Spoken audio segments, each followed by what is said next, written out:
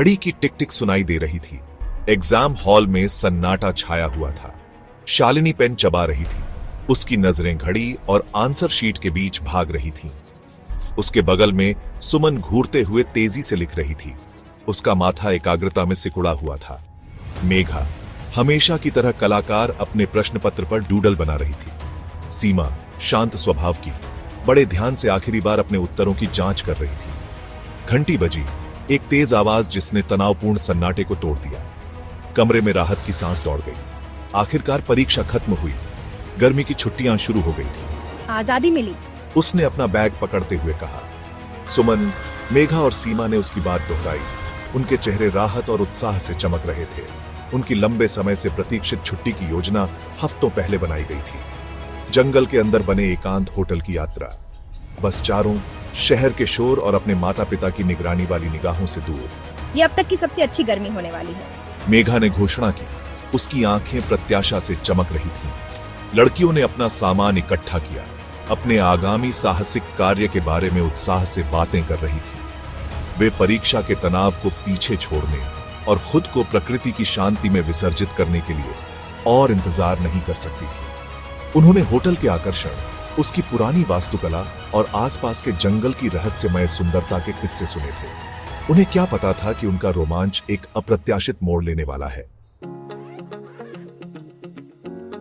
Packing में बहुत भागम भाग थी।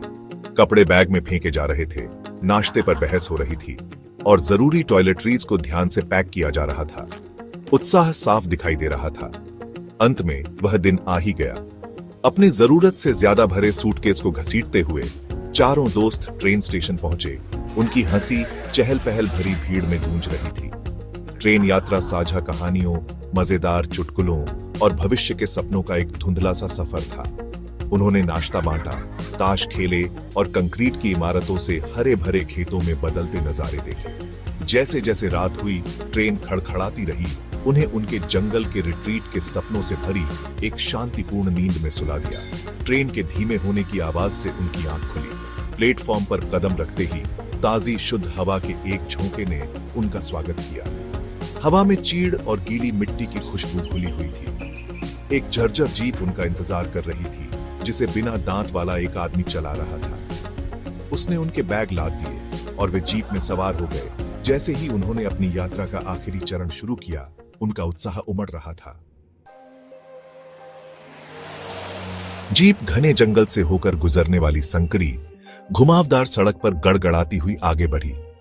पत्तों की मोटी छतरी से छनकर आती धूप ने एक अलौकिक चमक पैदा कर दी थी।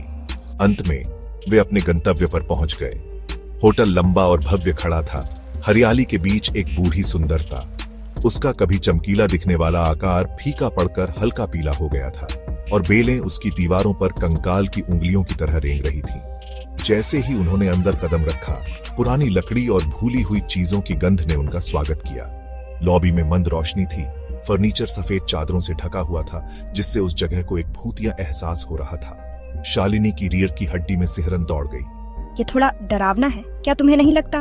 ये बस एक पुराना होटल है, आकर्षण बढ़ाता है, क्या तुम्हें नहीं लगता? उन्हें उनके कमरों में ले जाया गया।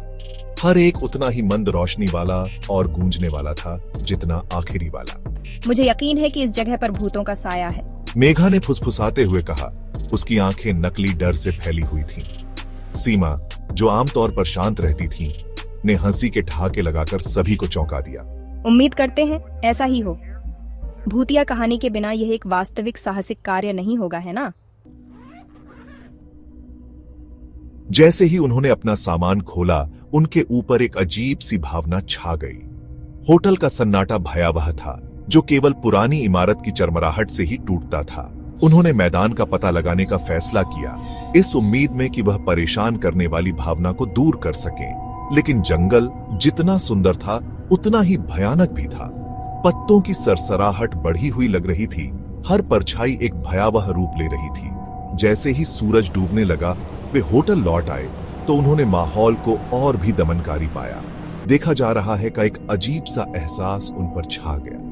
जो एक मजेदार साहसिक कार्य के रूप में शुरू हुआ था, वह जल्दी ही किसी और चीज में बदल रहा था। कुछ ऐसा जिस पर वे अपनी उंगली नहीं रख सकते थे। जैसे जैसे अंधेरा जंगल में छा गया, और होटल ठंडा होता गया।